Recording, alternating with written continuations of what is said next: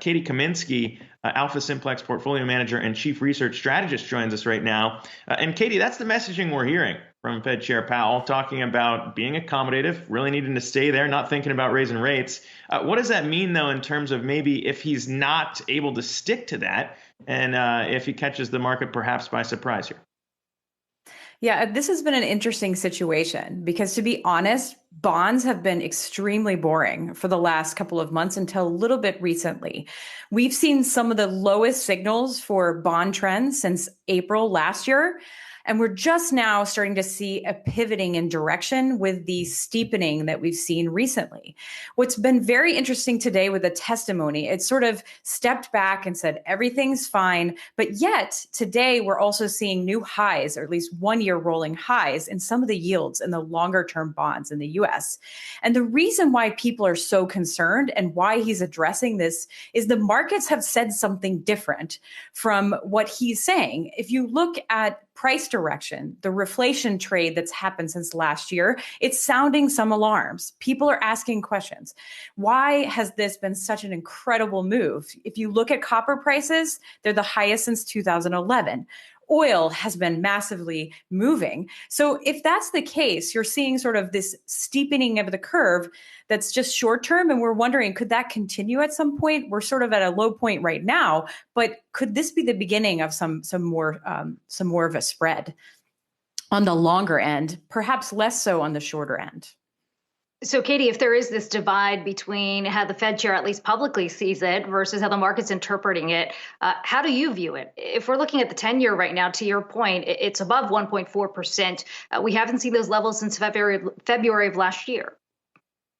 Yes, we're seeing it as this is an indication that this reflation trade has bugged the market a little bit. And you're seeing that in the equity market as well, because there's a divergence between which equities are being affected by the recent turbulence. You look at the markets today, tech is down more, things with longer term growth oriented cash flows. If rates were going to eventually on the longer end be going up due to inflation or something that we're not really pricing in, this could affect growth companies and tech a little bit more. So rate sensitive industries, rate sensitive companies are definitely affected by this. We're actually seeing that bonds are at an inflection point, and we need to keep watching to see which direction this trend is going to go.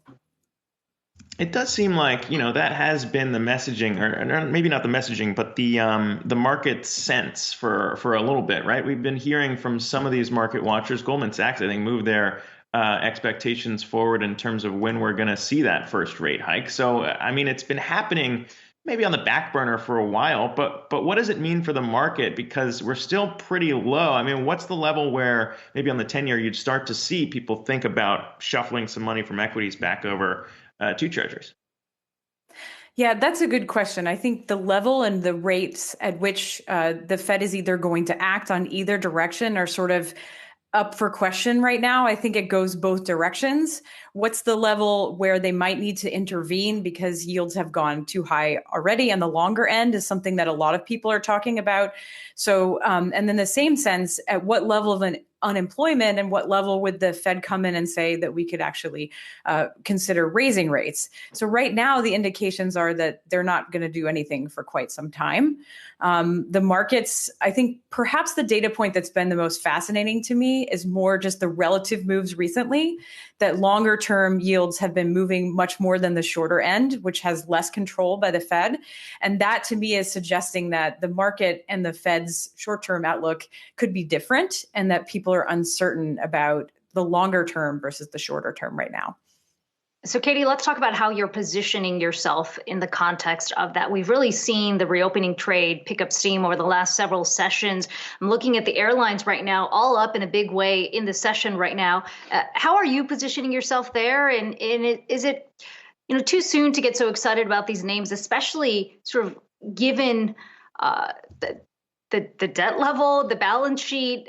The expectation seems to be that activity may pick up, but these companies certainly have a long road ahead to come back out and dig themselves out of the hole they were in as a result of the pandemic. Yes, that's a good question. And what I would say is that we're seeing positive sentiment has been coming back in the last couple of days. There's been some turbulence, but all in all, there seems to be also some positive news. I mean, the Fed's commentary in some sense is very calming.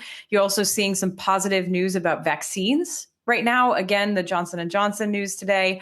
And so there is some positive sentiment for some of these names that have sort of a long way to go, given what we've endured for the last year.